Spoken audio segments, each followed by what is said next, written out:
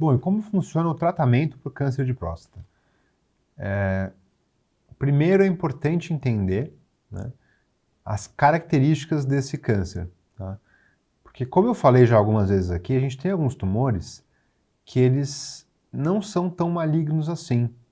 Eles não chegam a ser benignos, mas eles têm um comportamento que a gente chama de indolente, que ele vai devagarzinho e não causa tanto mal para o paciente. Então, vamos lá. A gente tem que olhar a agressividade do câncer pela biópsia, o nível de PSA e qual que está o posicionamento dele, né, local, ou seja, se ele está invadindo órgãos próximos ou se ele causou até uma metástase, por exemplo, né? Em cada uma dessas situações vai ter um tratamento diferente. Vamos começar do mais benigno, entre aspas, né, do menos agressivo, para falar do mais agressivo. Então, menos agressivo. Quando a gente tem um tumor bem pequeno, um PSA que está abaixo de 10 e na biópsia é um tumor pouco agressivo e que tem no máximo 2 fragmentos positivos na biópsia, né? Você faz a biópsia, por exemplo, com 12 fragmentos, vieram só 2 positivos e deu lá na classificação, né? Tem uma classificação dos cânceres, né, de próstata. Então, veio o que a gente chama de Gleason 6, que é a nota mais baixa para a agressividade do câncer. Nesse caso, existe a possibilidade de uma coisa chamada vigilância ativa, né? É uma ideia que não é tão intuitiva, mas que dá certo. Mas você tem que escolher bem o paciente, né, com base nessas características, que é você não fazer, a princípio, nenhum tratamento de imediato. No caso de um tumor que seja muito tranquilo, ou seja, desse tipo que é o menos agressivo de todos, é possível você só acompanhar, né? É disso que se trata a vigilância ativa. Na vigilância ativa, então, tem que ser um caso muito especial de um tumor bem pequenininho e muito pouco agressivo, né? Você pode propor de fazer o PSA periodicamente, fazer ressonância periodicamente, repetir essa biópsia depois de 1 a 2 anos, mais ou menos, e ir acompanhando. Se alguma coisa começar a mudar, aí esse paciente pode acabar indo para algum dos tratamentos que a gente vai falar a seguir, né? Mas vale a pena falar porque até isso tranquiliza alguns doentes quando eles descobrem que, por exemplo, o tumor dele tem a possibilidade de não precisar de cirurgia nem de tratamento específico, né? Só ficar acompanhando e se nada mudar, pode ser que, né, estacione ali e nesse contexto, né, é muito bom porque você não precisa fazer nada de invasivo. Claro que também vale a pena dizer que esses casos tem que ser um paciente que ele tenha cabeça boa, porque ficar com a informação de que você está com um tumor dentro de você, mas que ele ainda está sob controle, dá para ir só controlando, a pessoa não pode ser uma pessoa muito ansiosa.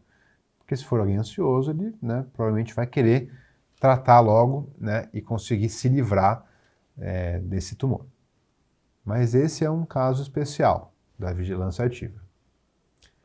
Tirando a vigilância ativa, vamos pular então para o estágio em que tem um câncer que ele não é tão bonzinho assim, né, entre aspas, já é um pouco mais agressivo, mas ele não deu metástase, ou seja, ele não espalhou para nenhuma outra parte do corpo, né?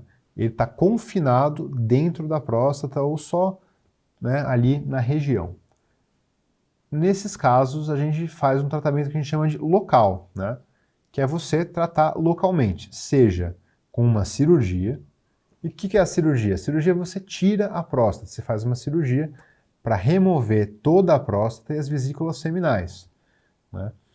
E essa cirurgia pode ser feita por via aberta, que é a mais tradicional, laparoscópica ou robótica.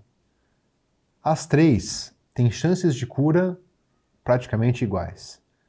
O que muda de uma para outra são, na verdade, as chances, né, de você ter um resultado funcional, que a gente chama, né, em termos de ereção, de continência urinária, né, melhor no caso da robótica. Tá? Isso a gente vai falar um pouquinho mais para frente. Mas em termos de cura, são 3 cirurgias que têm chances de cura, as 3 muito boas. Tá? Então, um câncer que está localizado, sem metástase, você pode fazer a cirurgia, ou você pode fazer a radioterapia. Tá? A radioterapia consiste, então é até interessante explicar o que é radioterapia. Radioterapia é um tratamento em que você recebe radiação, ou seja, são raios, né, em que você tem que fazer de 28 a 40 sessões, né, e fica recebendo raios ali que são direcionados para a próstata. Então a radioterapia ela vai queimar o tecido da próstata e vai queimar o tumor junto, né? Então esse é o tratamento da radioterapia. A radioterapia ela tem uma eficácia, uma chance de cura quase tão boa quanto da cirurgia. Pouquinho a menos só. Tá? Para quem não pode fazer cirurgia, por exemplo, alguma pessoa que tem problema cardíaco e o cardiologista achou que é uma cirurgia que traz muito risco cardíaco, né? Naquele paciente especialmente, tal, que não vale a pena operar, por exemplo, por causa do risco, a radioterapia, nesse caso, é uma alternativa excelente, porque ela consegue trazer quase a mesma eficácia e sem, né, o risco da cirurgia. Tudo bem que o risco hoje é muito mais controlado, né, com as técnicas que a gente tem hoje, mas de qualquer maneira tem pacientes que não podem fazer a cirurgia, né? Então, a radioterapia é uma ótima alternativa para quem não quer ou para quem não pode fazer uma cirurgia. Em casos mais agressivos um pouco, a radioterapia pode ter que ser complementada com um tratamento hormonal, que consiste em bloquear a testosterona. A gente vai falar um pouquinho mais a seguir como que funciona isso. Então, cirurgia ou rádio, e a rádio, sabendo que a rádio pode precisar rádio com bloqueio hormonal. Tá?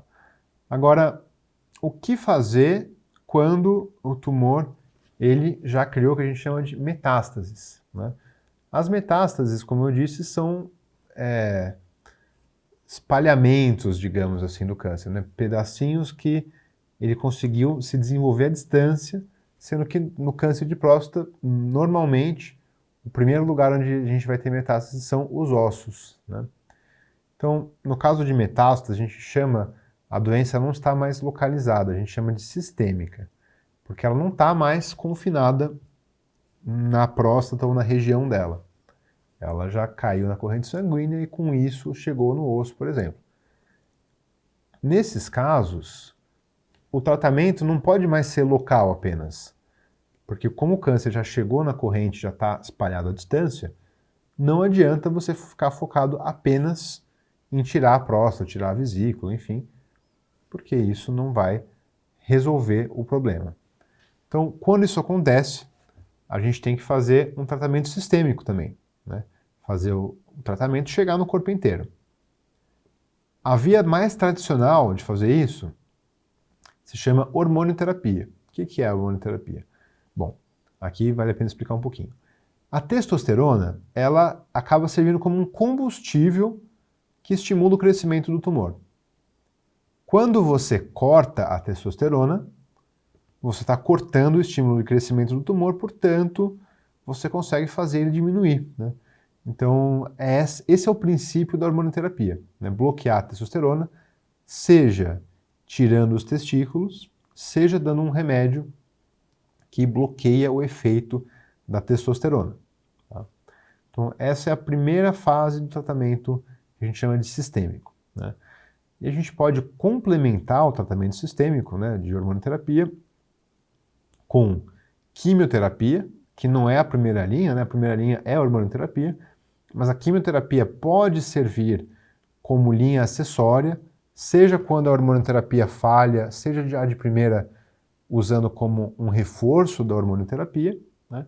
E existem algumas drogas mais recentes, como a abiraterona e a enzalutamida, que são, ou a palotamida também, que são tratamentos adicionais que é um bloqueio hormonal que complementa esse outro bloqueio que eu comentei. Então são drogas mais modernas que podem ser associadas. Então a gente tem todo um arsenal que vai crescendo, né, nesses anos recentes, de opções para tratar quem está com uma doença que não está mais localizada, não está mais confinada na próstata, ela já está sistêmica. Então, doença sistêmica é igual a tratamento sistêmico com hormônio que pode ser também complementado com químio. Em casos especiais, em que você só tem, por exemplo, no máximo 3 metástases ósseas, e que todas elas são pequenas, você pode eventualmente também complementar com um tratamento local, ou seja, fazer, por exemplo, a hormonioterapia e também fazer a rádio.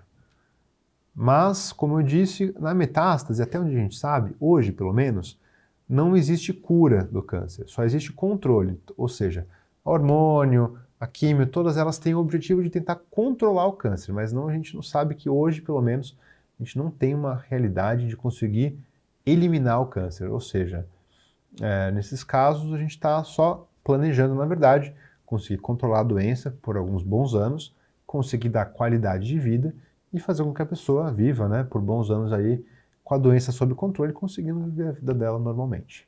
Bom, e aqui também vale a pena explicar que às vezes é possível você ter que associar mais de um tipo de tratamento, tá? Por exemplo, fiz a cirurgia, né, mas, bom, só uma explicação. Quando você faz a cirurgia, é para o PSA, né, ele ir para zero, né, é para zerar o PSA. Eu, por exemplo, fiz a cirurgia, o PSA não zerou. Então você pode complementar com uma radioterapia ou complementar com uma rádio e com uma hormonioterapia, né? Como eu falei também, um câncer um pouco mais agressivo que você decidiu tratar com rádio, você trata com rádio e com hormônio direto, né? Ou, por exemplo, eu comecei a tratar, né, não tinha metástase quando eu tratei, mas, infelizmente, apesar do tratamento, o câncer acabou voltando e acabou dando metástases, né? Seja com uma cirurgia, seja com a rádio. O que fazer nesse caso? Então, quando isso acontece, a ideia é a gente entrar com o tratamento sistêmico, ou seja, fiz uma cirurgia, 3 anos depois, PSA subiu, daí eu fui e fiz a radioterapia para complementar. Caiu o PSA, mas depois de 2 anos voltou a subir novamente. Aí eu começo a hormonioterapia, né, para controlar a doença, porque se o PSA subiu é sinal de que alguma coisa está acontecendo. E aí, com isso, a gente consegue controlar. Você percebe que, mesmo num caso em que... Então, só para a gente explicar, quando você está com uma doença localizada, né, que não atingiu outros órgãos, que não atingiu também metástases nem nada, a chance de cura é acima de 90%. Mas, nos casos em que você, apesar de todos os esforços, você não conseguiu, né, curar totalmente, ou seja, dali a 2, 3 anos voltou, tal, não sei o quê, você vai usando os recursos que a gente tem e vai conseguindo controlar essa doença por muitos anos. É por isso que a gente fala que o câncer de próstata muitas vezes não mata o paciente, porque a gente consegue, mesmo num caso que não conseguiu curar, a gente consegue ir controlando, né, com vários artifícios diferentes, cada momento a gente vai lançando mão do que precisa, né, para conseguir dar, mesmo nos casos que não curaram, uma sobrevida, né, com qualidade de vida bastante longa para o paciente.